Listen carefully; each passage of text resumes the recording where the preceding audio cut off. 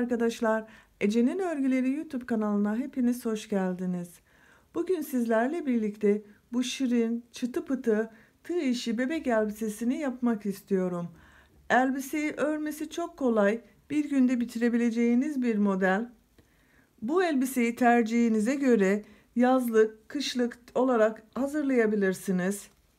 Elbiseyi yazın kullanmak istiyorsanız kullanacağınız ip tercihiniz koton ipler, merserize ipler olabilir. Elbiseyi omuzdan düğmeli yapıyorum. Bebeğe kolayca giydirip çıkarması kolay olsun diye bakın şu şekilde zorlanmadan giydirilip çıkarılabilecek bir model. Elbisenin örgüsüne robadan başlıyoruz. Bakın şu şekilde robadan başlıyoruz. İki parça halinde robayı hazırlıyoruz. Daha sonra robayı yanlardan birleştiriyoruz. Birleştirip tek parça haline getirdiğimiz gövde bölümünün etek ucuna başlıyoruz. Modelleri yerleştiriyoruz. Modeller iki sıranın tekrarıyla oluşuyor. Elbisenin boyunu istediğimiz yüksekliğe kadar örerek elbiseyi bitiriyoruz. Elbisenin süslemesini siz tercihinize göre istediğiniz gibi yapabilirsiniz. Ben bugün bu şekilde belden bağlamalı, bakın şu şekilde fiyonk bağlamalı bir elbise yapmayı tercih ettim. Siz süslemesi tercihinize göre değişik şekilde uygulayabilirsiniz. Ben bugün bu elbiseyi 3 aylık bebek için yaptım. Ama siz daha büyük yapmak istiyorsanız bu başlangıç zincir sayısını daha fazla çekerek büyütebilirsiniz. Bu zincir sayısını da bebeğinizin kol altı çevresinin genişliğine göre zincir çekerseniz onu ikiye böleceğiz. Bebeğinizin kol altından göğüs çevresinin ölçüsünü ölçün. Kaç santimse onun yarısı ön bölüm, yarısı arka bölüm için roba başlangıcıdır. Evinizde herhangi bir ölçüm aleti yok ise zinciri çekin, bebeğinizin kol altına ölçün. Kaç zincir çektiyseniz onun yarısını ön, yarısını arka bölümde kullanacak şekilde ayarlayabilirsiniz. Ben bugün 45 zincir ile bakın bu ölçüyü elde ettim. Hemen ölçüyorum. Bakın kol altı çevresi burası oluyor. Şu şekilde ölçtüğünüz zaman bakın 45 zincirle 23 santimlik bir gövde eni var. Yani 46 santim. Şu şekilde 46 santimlik bir ölçüye göre ben bu elbiseyi yaptım. Bakın şu şekilde bir kol altı çevresine göre yapmış olduğum bir elbise. Siz de bebeğinizin kol altından ölçüsünü bu şekilde ölçün. Yarısını ön bölümde, yarısını arka bölümde başlayabilirsiniz.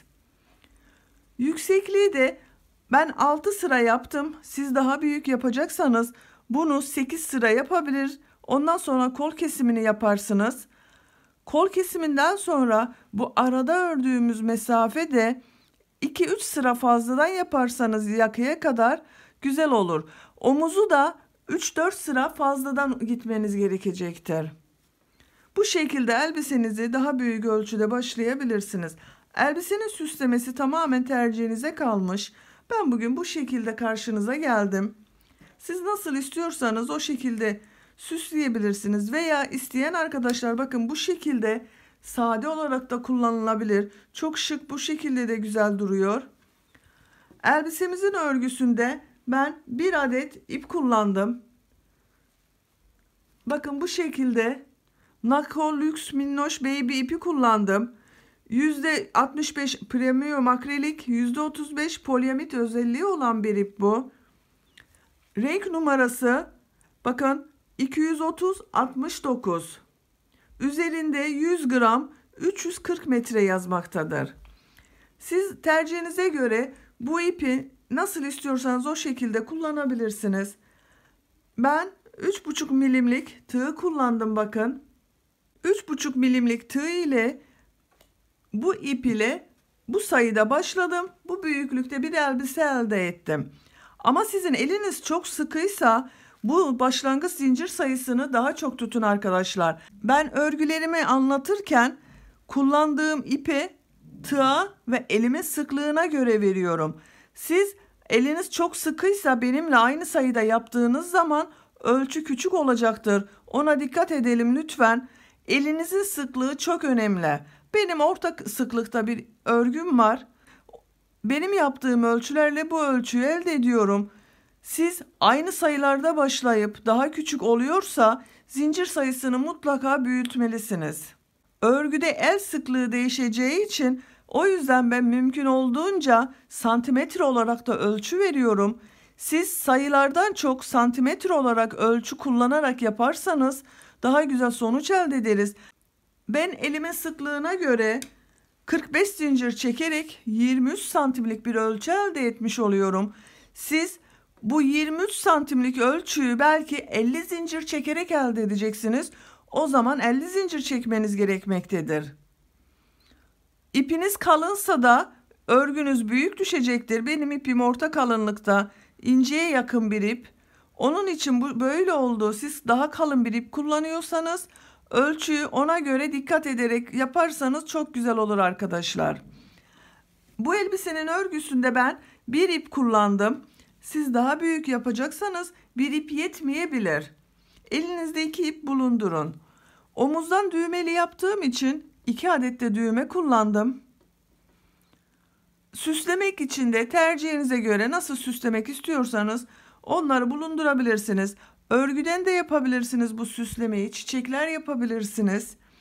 Bu kadar arkadaşlar. Siz ipinizi, tığınızı hazırlayın. Bu şirin elbisemizin örgüsüne hep birlikte geçelim.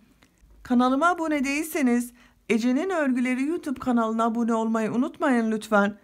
Bir de size minik bir hatırlatma yapmak istiyorum. Videolarımın bazılarına dilimizi anlamayanlar da yapabilsin diye altyazılar oluşturuyorum. Eğer siz izlediğiniz videoda bu altyazıları görmek istemiyorsanız videonun sağ üst köşesinde 3 nokta işareti var. O noktalara tıklayarak altyazıları kapalı konuma getirirseniz altyazıları görmezsiniz. Hepinize kolay gelsin, iyi seyirler.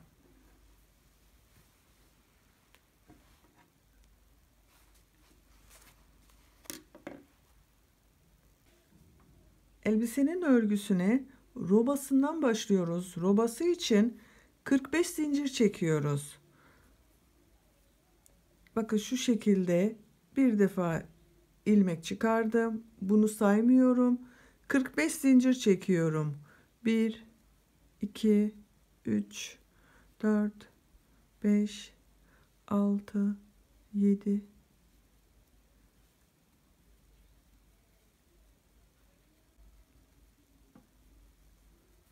45 zinciri çektim. Kaç santimlik zincir çektiğimi ölçüyorum. Hemen ölçüyorum bakın. Sıfır noktasına ucunu tutuyorum. 22 santimden biraz fazla. Bu uzayacaktır da. Sık iğne yapacağız şimdi. Siz daha büyük yapmak istiyorsanız bunu 25-27 santim arası yapabilirsiniz. Bebeğin göğüs çevresine göre ölçün bunu. Onun yarısını ön, yarısını arka bölüm yapacağız. Bir zincir çekiyorum. Bir gözenek atlıyorum. Bakın bir zinciri atlıyorum. İkinci zincirin üzerine tığ takıyorum. İlmek alıp çıkarıyorum. Sık iğne çalışması yapıyoruz. Bütün zincirlerin üzerine bu şekilde sık iğne yapıyoruz. Sıra sonuna kadar 45 sık iğne yapalım.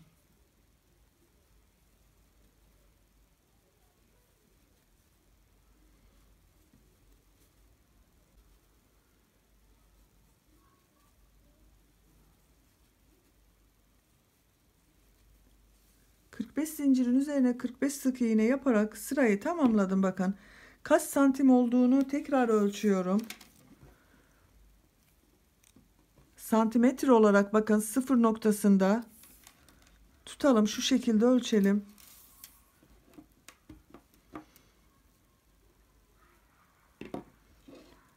Bittiği nokta sıfırın üzerinde. Örgümü fazla çektirmeden bakın serbest bir şekilde düzgünce tutayım. Daha düzgün ölçü elde ederiz. Bakın 23 santim. Hiç esnek payı olmamış. Zincirimizi çok sıkı da çekmemişiz. Gevşek de çekmemişiz. 23 santim bakın. Sık iğne olarak örgümüze devam ediyoruz. İkinci sıradayız. Bir zincir çekiyorum. Örgüyü çeviriyorum. İlk gördüğüm bakın gözeneğin içerisine sık iğne yapıyorum. Takip edenleri tepe noktalarına batarak sık iğne yapıyorum. Sık iğneleri çok sıkı yapmazsanız daha yumuşak ve daha güzel oluyor arkadaşlar. Bu şekilde sık iğnelere devam ediyoruz. Kol altı kesimine kadar 6 sıra sık iğne yapalım. Bakın bir sırayı yaptık. İkinci sıradayız. 6 sıraya tamamlayalım. Kol kesimini birlikte yapalım. 6 sıra sık iğneyi tamamladım. Sayıyorum bakın 1, 2, 3, 4, 5, 6. Şimdi burada kol kesmesini yapacağız. Her iki taraftan kol altı kesmelerini yapacağız. İpi tığın üzerine almadan ikinci gözeneğe tığ takıyorum. İlmeği alıyorum, geçiriyorum. Diğer ilmekten de çıkarıyorum. İpi bakın gözeneğe taktım. İlmeği aldım, çektim, içerisinden geçiriyorum.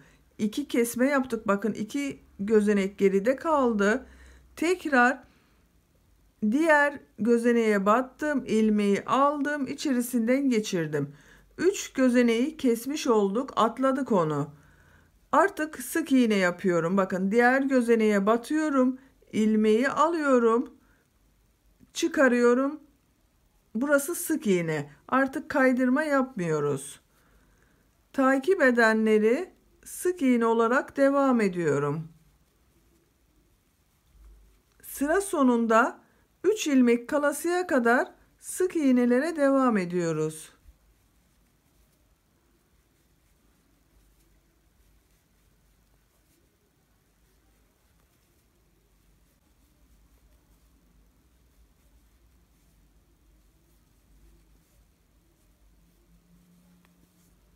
Bakın sıra sonunda 1, 2, 3 ilmek kaldı. Bunu da diğer kol altı için ayırıyorum. Bir zincir çekiyorum. Örgüyü çeviriyorum. Bu ilk gözeneğe batmıyorum. Kesme yapıyorum tekrar. Kesme yapmak için bu ilk gözeneğe batmıyorum. İkinci gözeneğin içerisine ilmek alıp çıkarıyorum. Bakın sık iğne yaptım. Takip edenleri sıra sonunda bir ilmek kalasıya kadar devam ediyoruz.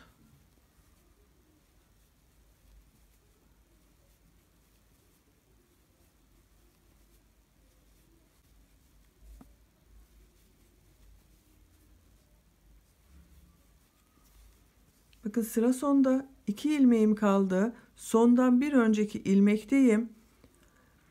Burayı kaydırma tekniğiyle bakın 1, 2, 3 ilmek kesmiştik zaten.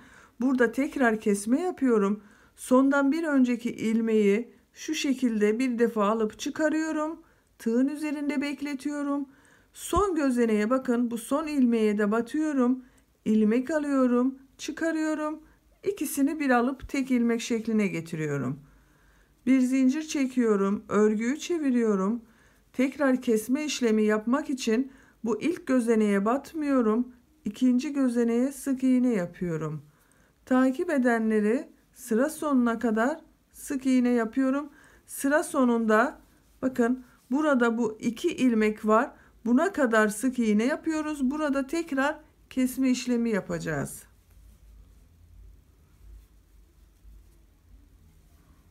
Sık iğnelere devam ediyorum.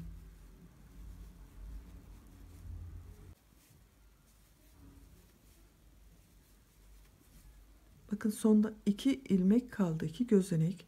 Bunu bir gözeneğe şu şekilde ilmek çıkardım. Tığın üzerinde bekletiyorum. Son gözeneğe de tığ taktım. İlmek aldım, çıkardım. 3 ilmeği çekerek tek ilmek şekline getiriyorum. Artık kesmeleri bitiriyorum. Bakın bir zincir çekiyorum. Örgüyü çeviriyorum. Bu sefer ilk gördüğüm gözeneği atlamıyorum bakın. İlk gördüğüm gözeneğe sık iğne yapıyorum. Takip edenleri sık iğne yapıyorum. Buraya kadar yanlarda ilk başta üçer defa kesme yaptık. 3 burada kesme yaptık. 3 burada kesme yaptık. İkinci sırada buradan bir kesme, buradan bir kesme yaptık. Üçüncü sırada her iki taraftan yine birer kesme yaptık. Toplam 3, 3, 6, 2, 2, 4, 10 defa kesme yaptık. Şu anda sayıyorum. İlmeklerimi sayıyorum. Bakın 45 ilmeğimiz vardı. 1, 2, 4, 6, 8, 10, 12, 14, 16, 18, 20, 22, 24, 26, 28, 30, 32, 34, 35. 35 ilmek ile örgümüze devam edeceğiz.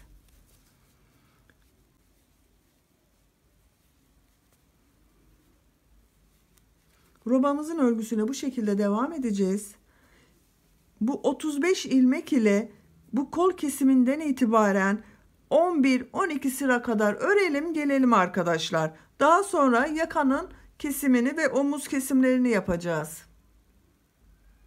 Kol kesiminden itibaren benim için gerekli olan yüksekliğe kadar robayı ördüm. Bakın sayıyorum. Buradan kol kesimi yapmıştık. 2, 4, 6, 8, 10, 12 sıra. Başlangıçtan sayıyorum. 1, 2, 3, 4, 5, 6, 7, 8, 9, 10, 11, 12, 13, 14, 15, 16, 17, 18 sıra. 6 sıra zaten bu kesmeye başlamadan önceki düz olan bölüm vardı. 12 sırada kestikten sonra ördük. Şimdi bu yaka bölümünü işaretleyeceğiz. Omuz bölümleri ile örgümüze devam edeceğiz. Örgünün ortasından yaka için 11 gözenek işaretleyeceğiz. 35 ilmek var zaten bir sırada. 35'ten 11'i çıkartırız. 24 kalır. 12 burada, 12 burada olacak. Hemen sayalım. 2, 4, 6, 8, 10, 12. 12. bu. Oraya bir işaret takalım. Buradan da 12 sayalım. 2, 4, 6, 8, 10, 12.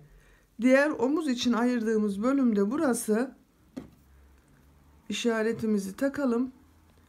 Ortada kalan 2, 4, 6, 8, 10, 11 ilmek boş kalacak. Şimdi bu ilk omuz için 12 ilmeği örelim. Bir zincir çekiyoruz başta.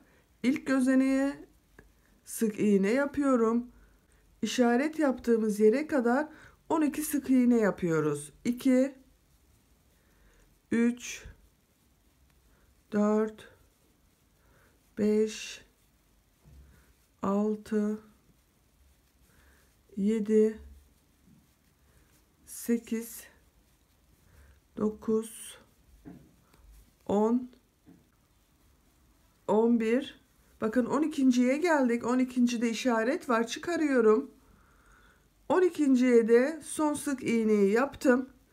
Burası omuz bölümü için ayırdığımız yer. Ama bu yakadan yuvarlak bir görüntü elde edebilmek için kesme yapmam gerekiyor. Bir zincir çekiyorum. Örgüyü çeviriyorum. Bu ilk gözeneği yapmıyorum. İkinci gözeneğin içerisine sık iğne yapıyorum. Buradan bir kesmiş olduk. 11 sık iğne yapacağız bu sırada.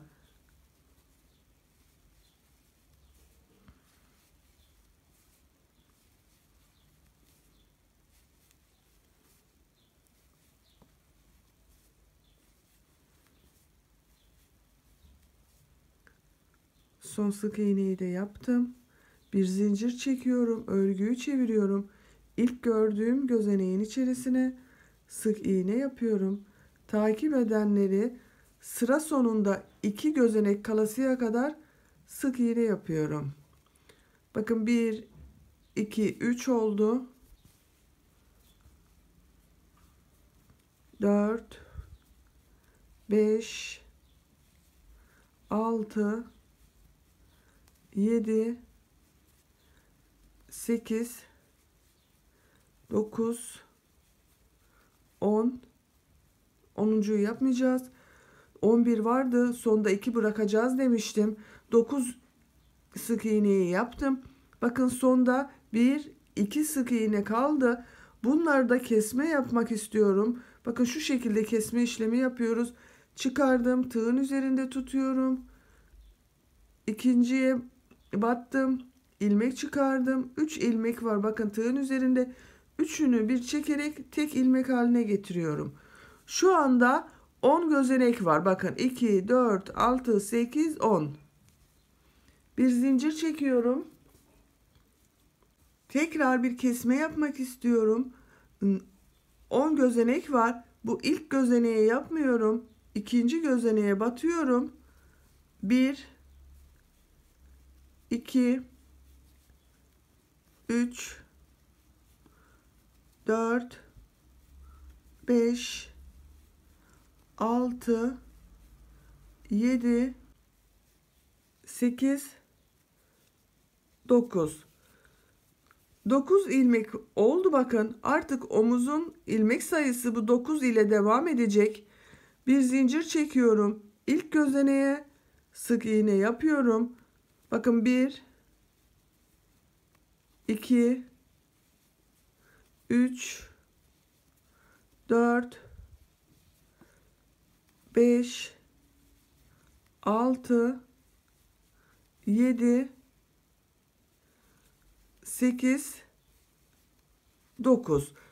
Burada artık kesme işlemini bakın bitirdim. Bu şekilde örgümüze devam ediyoruz.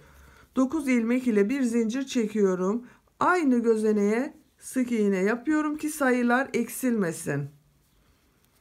2, 3, 4, 5, 6, 7, 8, 9. Bu sayılarla bu 9 ilmek ile oluşan sıra sayısını bu kesme yaptığımız yakadan itibaren 20 sıra örelim. Daha sonra bu tarafın omuzunu yapacağız. 20 sıraya tamamlayalım arkadaşlar. 9 ilmekten oluşan omuz sayısını 20 sıraya tamamladım. Bakın sayıyorum. 2, 4, 6, 8, 10, 12, 14, 16, 18, 20. Şimdi diğer omuzun başlangıcını yapalım. Arada zaten bakın boş bıraktığımız yerler belli. İşaret yaptığımız yer var diğer omuz için. Ondan bir ilmek öncesine şu şekilde ipimi bağlantı yapıyorum.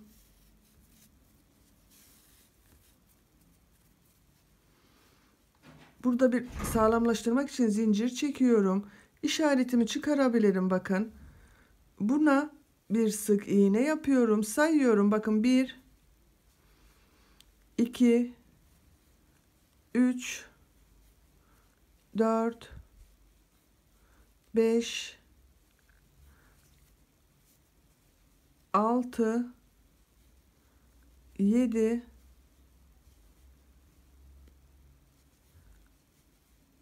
8, 9, 10, 11, 12. Başlangıç için 12 ilmeği yaptık. Bir zincir çekiyorum, örgüyü çeviriyorum. Sonda 2 ilmek kalasıya kadar sık iğnelere devam ediyorum.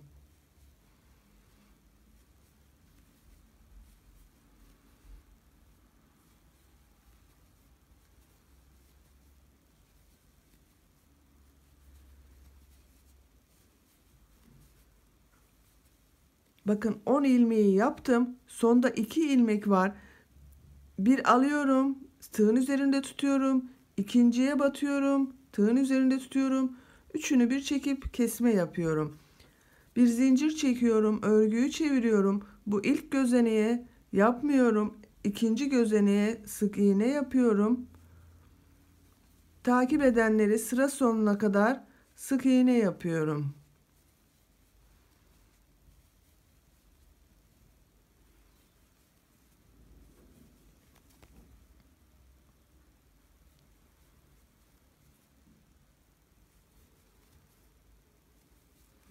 Sıra sonunda bir zincir çekiyorum. Bu koldan kesme yapmıyoruz artık. Sıra sonunda 2 ilmek kalasıya kadar sık iğne yapıyorum.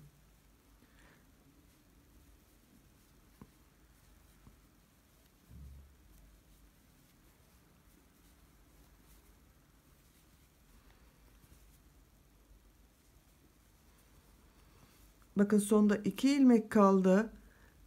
1 2 ilmeği 1 ilmek yaparak kesme yapmış oldum.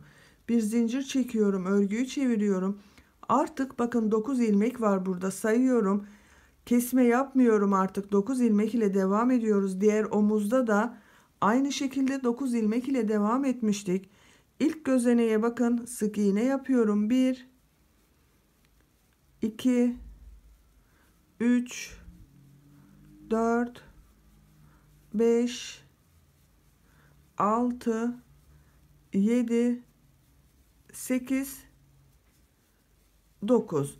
Artık bu omuzun sayıları da bu şekilde devam edecek. Burada kaç sıra yaptıysanız bunda da aynı şekilde sırayı tamamlayalım. Bu omuz sayısında aynı bununla eşit yaparak bitirdim bakın. Böylece parçamızın birisi bitmiş oldu. Bu bitirmiş olduğumuz elbisemizin ön robası. Arka robayı yapacağız şimdi. Arka robada ön robanın aynısı oluyor. Aynı sayıda ilmek ile başlıyoruz. 45 ilmek ile başlıyoruz. 6 sıra sık iğne yapıyoruz. Kollardan 3 kesiyoruz. Daha sonra 2 sıra birer defa kesiyoruz. Bu yaka bölümüne kadar olan sırayı örüyoruz. Bu yaka kesimlerini de aynı sayıda yapıyoruz. Eşit oluyor. Omuzları da 9 ilmek ile devam ediyoruz. Tek farkı bundan 3 sıra eksik yapacağız. Çünkü oraya düğme deliği için yer yapmamız gerekiyor. 3 sıra eksik olasıya kadar örüyoruz arkadaşlar. Aynı sayıda siz de arka bölümü de yapın. Birlikte bitirelim.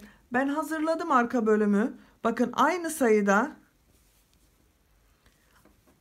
şu şekilde aynı şekil aynı sayıda yaptım. Bakın üzerine tutuyorum. Bakın birebir aynısı, sadece 3 sıra sık iğne eksik yaptım. Şimdi düğme deliğini yapalım. Bakın bir zincir çekiyorum. Şu şekilde örgüyü çeviriyorum. 1 2 3 sık iğneyi yaptım. 1 2 zincir çekiyorum. 1 2 3 gözenek atlıyorum. Bakın bu sondan 3. gözeneğe sık iğne yapıyorum. 2 3 sık iğne de buraya yaptım. 3 burada yaptım. 3 de burada yaptım bakın. Bir zincir çekiyorum, örgüyü çeviriyorum. İlk sık iğnenin üzerine sık iğne yaptım. 2 3 bu zincir çektiğimiz boşluk var bakın. Oraya da sık iğne yapıyorum. 1 2 3 1 2 3 9'a tamamladık yine. Bir zincir çekiyorum, örgüyü çeviriyorum. İlk gördüğüm gözeneğe sık iğne yapıyorum. Devam ediyorum. Sıra sonuna kadar sık iğne yapıyorum.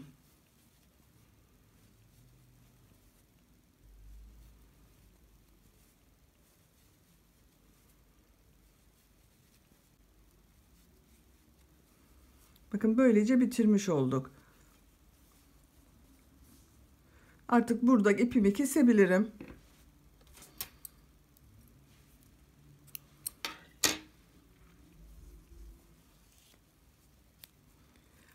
Diğer düğme deliği içinde bakın bu omuza da aynı şekilde düğme deliği yapacağız.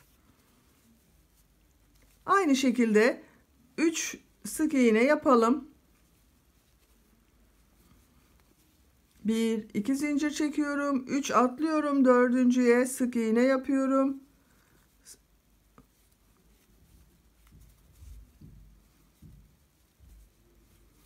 Sık iğnelerin üzerinden devam ediyorum. Boşluğa 3 sık iğne yapıyorum. Sondaki 3 sık iğneyi yapıyorum.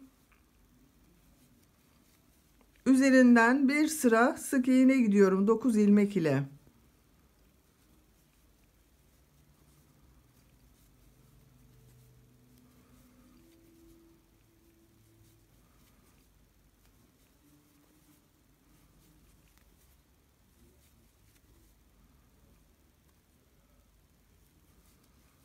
Bakın böylece bunu da bitirmiş olduk. İpi artık burada kesebilirim.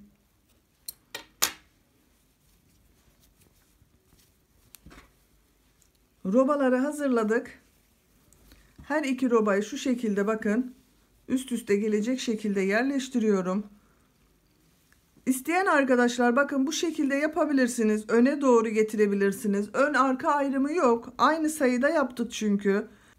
Bu düğmeli bölümün yani düğme deliği yaptığımızın arkada veya önde olması tercihe kalmış.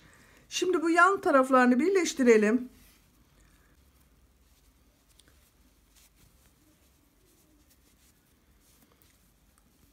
Bakın bu şekilde örgünün düz tarafı bu başladığımız yerde düz görünen görüntü dışta kalıyor. Bu da aynı şekilde tersini çeviriyorum. Ters taraftan birleştirme işlemini yapacağız. Bakın bu ilk başlangıçtaki gözeneğe battım. Karşıdan da başlangıç gözeneğine batıyorum. Sağlamlaştırıyorum. Bu ilk sıradaki gözeneğe tığ taktım. Karşıdan da ilk gözenekteki tığa takıyorum. Bakın. İkinci sıraya tığ taktım. Karşıdan ikinci sıraya tığ taktım. İlmek çıkardım. Üçüncüye de aynı şekilde birbirine denk gelecek şekilde ilmekler bu şekilde birleştiriyoruz.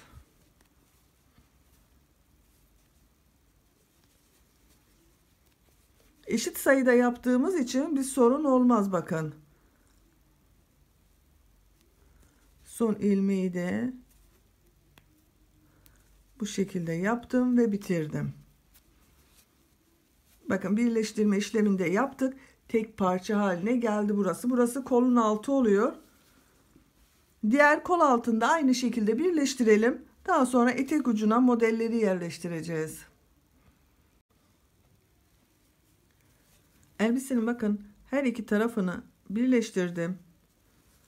Bu şekilde birbirini tamamlayan sıralar elde ettik. Şimdi elbisenin modellerini yerleştiriyoruz. Kol altından herhangi bir kol altı fark etmiyor. Hangi kol altından başlarsanız başlayın.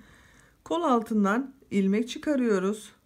Bakın şu şekilde bir ilmeğe tığ takıyorum. Bir zincir çekip sağlamlaştırıyorum. İpi tığın üzerine alıyorum. Bakın bir gözenek atlıyorum. İkinci gözeneğin içerisine 6 trabzan yapıyorum. 1 2 3 4 5 6 bağlamış olduğum ipi de içeriden götürüyorum. 6 trabzanı yaptık. Bakın 2 4 6 bir gözenek atlıyorum. İkinci gözeneğin içerisine sık iğne yapıyorum. İpi tığın üzerine alıyorum. Bakın bir atlıyorum. İkinci gözenek içerisine 6 trabzan yapıyorum. 2 3 4 5 6 bir atlıyorum, ikinci gözeneğe sık iğne olarak batıyorum. İpi tığın üzerine alıyorum, bir gözenek atlıyorum, ikinci gözeneğin içerisine 6 trabzan yapıyorum. 1 2 3 4 5, 6. Aralarda birer defa atlıyoruz. Bakın birer gözenek atlıyoruz. İkinci gözeneğe sık iğne olarak batıyorum. İpi tığın üzerine alıyorum. Bir gözenek atlıyorum. İkinci gözeneğe 6 trabzan yapıyorum. Bu şekilde ilk sıra model yerleştirmemizi yapalım. Modelimiz bu şekilde devam edecek. Bu sırada model yerleştirmesine 6 trabzan, bir gözenek atla, bir sık iğne bat, bir gözenek atla, 6 trabzan yap, bir gözenek atla, sık iğne yap şeklinde devam edelim. Sıra sonuna kadar modellerimizi yerleştirelim. Son model olan 6 trabzanı da yaptım. Bakın yine zincir çekmeden bu başlangıç yaptığımız bir gözenek vardı. Onunla bu şekilde kaydırma tekniği yaparak sırayı kapatıyorum. Kaç model yerleştirdiğime bakıyorum.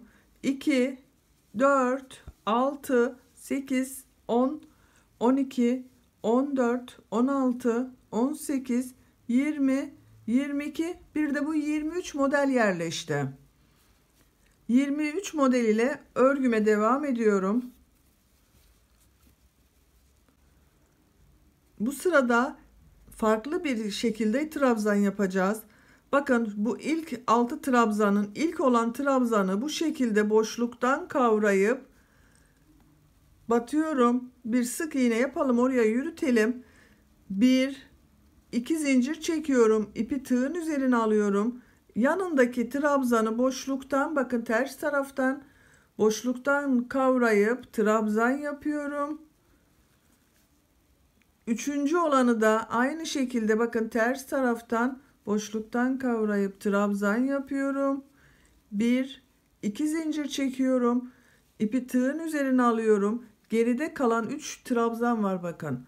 Bunlar da aynı şekilde birer birer boşluktan kavrayıp trabzan yapıyorum. Boşluktan kavrayıp trabzan yapıyorum. Üçüncü olan da boşluktan kavrayıp trabzan yapıyorum.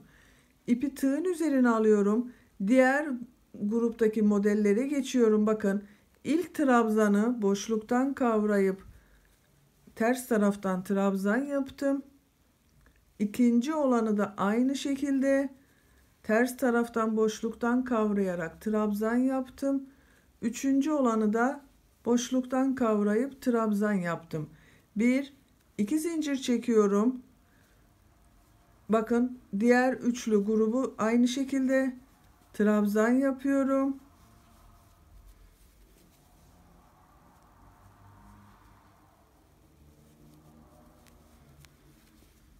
Üç trabzan, 2 zincir, 3 trabzan yapıyoruz. İpi tığın üzerine alıyorum. Diğer modele geçiyorum bakın. Diğer 6 trabzanlı olan modele geçiyorum. 1, 2, 3 trabzanı yaptım. 1, 2 zincir çekiyorum. Bakın 3 trabzan kaldı burada. Bu 3 trabzanı da aynı şekilde ters taraftan boşluktan kavrayarak trabzan yapıyorum.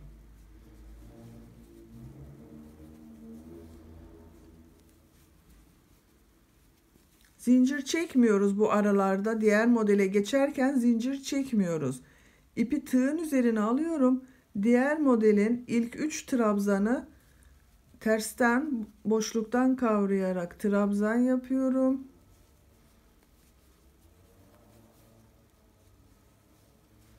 İki zincir çekiyorum. 1, 2 zincir. İpi tığın üzerine alıyorum. Geriye kalan 3 trabzanı boşluktan kavrayıp bakın ters taraftan trabzan yapıyorum.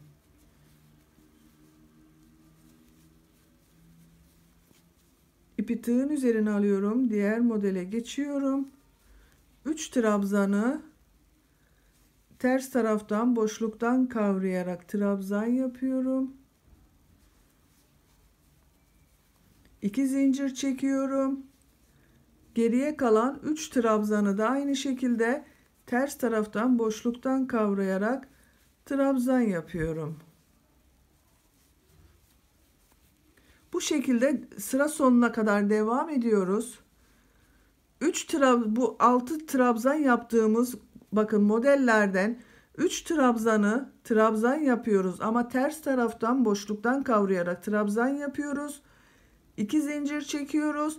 Geriye kalan 3 trabzanı ters taraftan boşluktan kavrayıp trabzan yapıyoruz. Diğer modele geçiyoruz. Bu şekilde 3 trabzan, bakın 6 trabzan yan yana yapıyoruz ama farklı modellerde 6 trabzan oluşuyor. Bu şekilde sıra sonuna kadar devam edelim. Sıra sonunda 3 trabzanda tersten boşluktan kavrayarak bakın trabzan yaptım. Son modelim bu. Artık başlangıç modeli ile bunu birleştiriyorum. Bakın şu şekilde 2 zincir çekerek modele başlamıştık. Onun ikinci zincirin tepe noktasına battım. İlmeğin içerisinden geçirdim. Kaydırma tekniğiyle sırayı kapattım. Bir zincir çekiyorum. Modelimizde 3. sıradayız.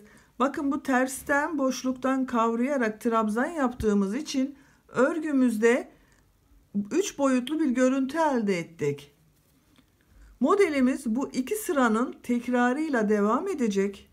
Etek boyu bu şekilde devam edecek arkadaşlar. Şimdi 3. sıradayız. 3. sırada bu modeli kurarken yapmış olduğumuz 6 trabzan, bir sık iğne, 6 trabzanı yapacağız. 6 trabzanı yapmak için bakın bir zincir çektim. Bu 3 trabzandan sonra 2 zincir çekmiştik. Onun boşluğa 6 trabzan yapıyorum. 1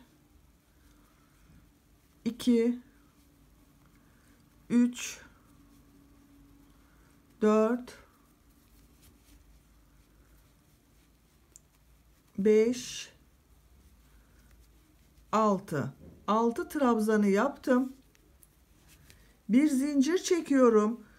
Bu iki model ortasında bakın 3 trabzan arasında bir boşluk var. Oraya sık iğne olarak batıyorum. Bir zincir çekiyorum. Bir diğer modelin ortasındaki 2 zincirlik boşluğa 6 trabzan yapıyorum. 1 2 3 4 5 6 trabzanı yaptım. Bir zincir çekiyorum. Bu 3 trabzan arasında bulunan boşluğa sık iğne batıyorum. Bir zincir çekiyorum. 2 zincirlik boşluğa 6 trabzan yapıyorum. 1 2 3 4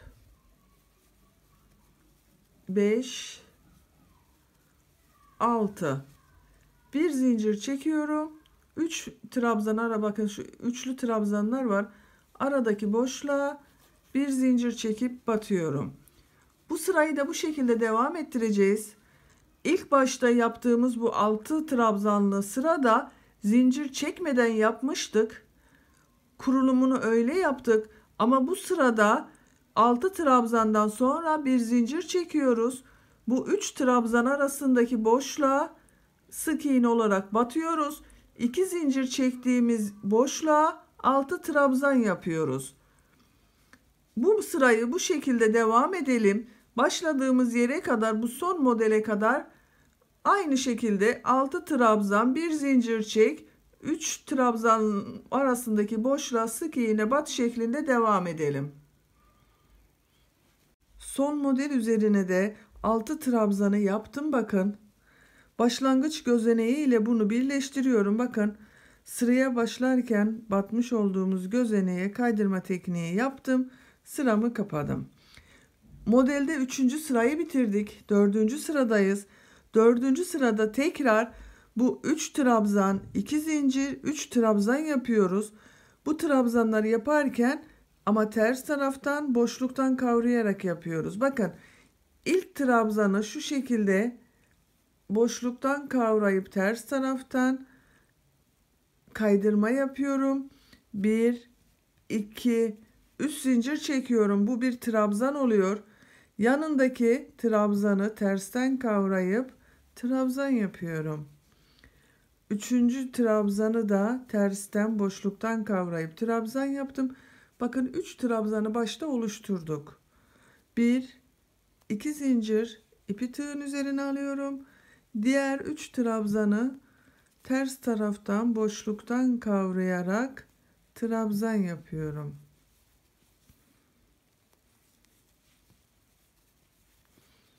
İpi tığın üzerine alıyorum. Zincir çekmeden diğer modele geçiyorum.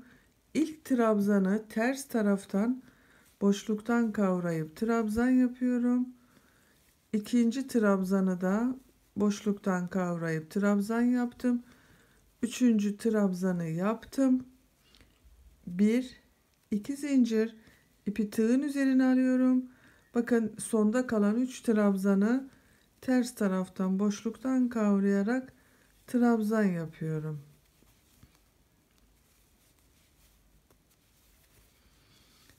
Örgümüz anlaşılmıştır.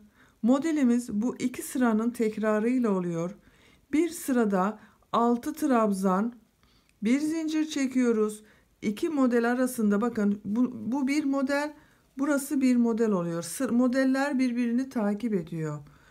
İki model arasındaki boşluğa sık iğne batıyoruz. Bir zincir çekiyoruz. Bir diğer modele geçip iki zincirin üzerine 6 trabzan daha yapıyoruz. Bu sırayı bu şekilde tamamlıyoruz. İkinci sırada ters taraftan boşluktan kavrayarak trabzanlar yapıyoruz. Bu bir alt sırada 6 trabzan yapmış olduğumuz trabzanların 3'ünü trabzan yapıyoruz. 2 zincir çekiyoruz. 3 trabzan yapıyoruz. Diğer modele geçiyoruz. Bu şekilde iki sıranın tekrarıyla bu elbisenin etek boyunu devam ettireceğiz. Yapacağınız büyüklüğe göre bu değişecektir. Benim yapacağım bir ölçüde bir elbise için 10-11 sıra bu modelden yapmam yeterli olacak.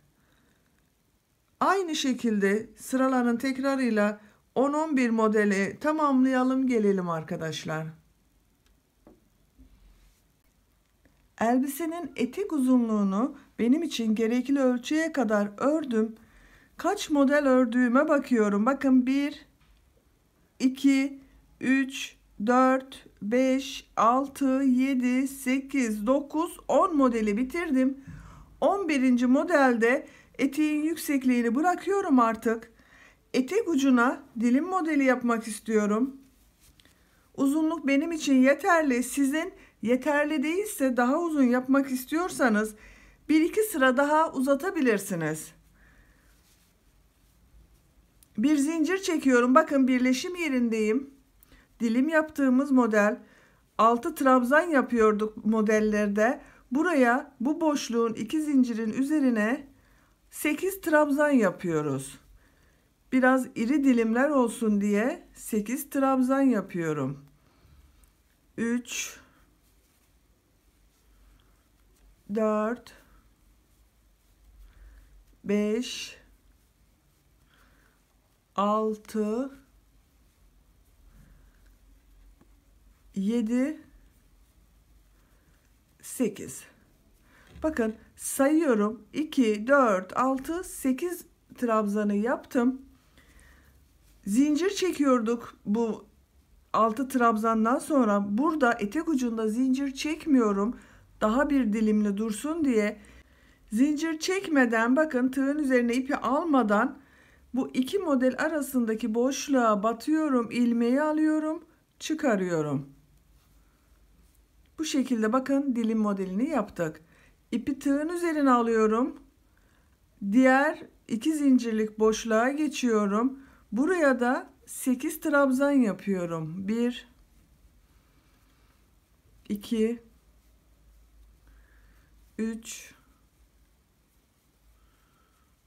4 5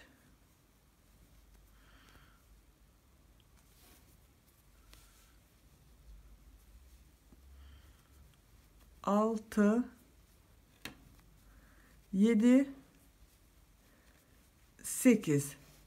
8 trabzanı yaptım. Diğer modele geçeceğiz. Diğer modele geçmeden önce bu iki model arasındaki boşluktan bağlantı yapıyorum. Bakın sık iğne şeklinde batıyorum. İpi tığın üzerine alıyorum. Diğer modelin ortasındaki boşluğa geçiyorum. 8 trabzan yapıyorum. 2 3 4 5 6 7 8 trabzanı yaptım. İki model arasındaki boşluğa sık iğne olarak batıyorum. Bakın dilim modellerimiz böyle görünüyor. Etek ucunda bütün modellerin ortasına bu şekilde 8 trabzan yapalım. İki model arasındaki boşluklara da sık iğne olarak batalım. Sırayı tamamlayalım. Etek ucunda dilimli modelleri yaparak sıra sonuna geldim. Son modelin içerisine 8 trabzanı yaptım. Bu başlangıçta başlamış olduğumuz bakın bu gözenek var. Ona bu şekilde batıyorum. İpi ilmeğin içerisinden geçiriyorum. Bakın sıfır noktasında birleştirmiş olduk. Artık ipi burada kesebilirim.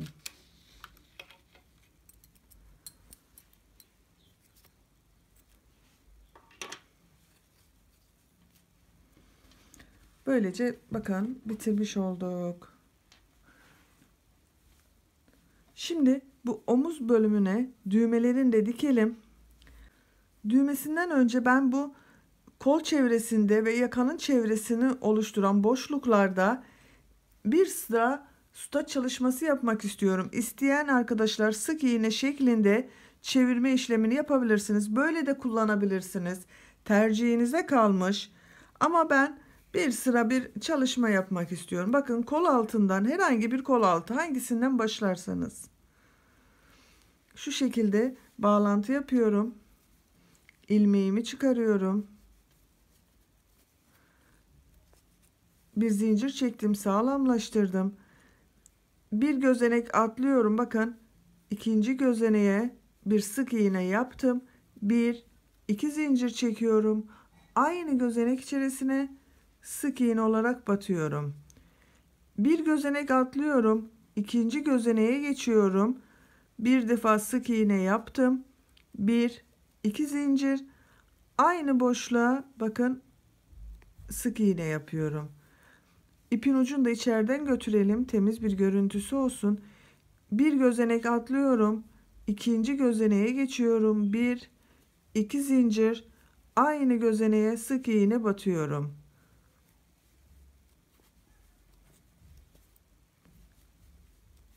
Bakın bu şekilde devam ederek kol çevrelerini ön ve arka bölümün tamamını çevirerek bu başladığımız noktaya kadar gelelim. Kol ve yakanın çevresini çevirdiğimiz sütaç çalışmalarında bakın bitirdim. Başladığım noktada kaydırma tekniğiyle sıramı kapattım, ipimi kestim. Böylece örgümüzü bitirmiş olduk. Artık elbiseyi düğmelerini dikip süslemeye geldi.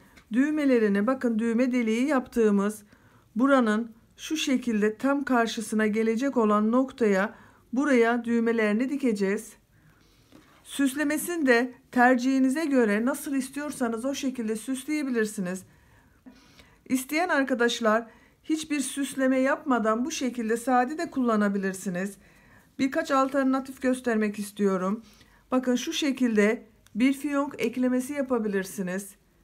Veya bakın bu etek ucunun başladığı noktalardan 3 kurdale fiyonk yerleştirdim. Bu şekilde yapabilirsiniz. Sadece yaka bölümüne şu şekilde bir süsleme, elinizde hangisi varsa o şekilde süsleyebilirsiniz. Ben birkaç alternatif size sunayım. Tercih size kalmış. Bakın şu şekilde kurdaleden süsleriniz varsa o şekilde yapabilirsiniz. Kendiniz örgü halinde çiçekler örerek onunla süsleyebilirsiniz. Nasıl istiyorsanız o şekilde süslemesini size bırakıyorum. Ben bugün şu şekilde kurdale geçirmek istiyorum. Bağlıcıklı olacak. Arkadan fiyonk ile bağlayacağız bunu. Süslemesini de yapalım. Elbisemizi bitmiş haliyle bir görelim. Evet arkadaşlar, elbisemizin son haliyle karşınıza geldik. Bakın, şirin, güzel, tatlı bir elbise yaptık. Arkadan bağlamalı kurdale yaptım ben. Siz isterseniz sade de kullanabilirsiniz.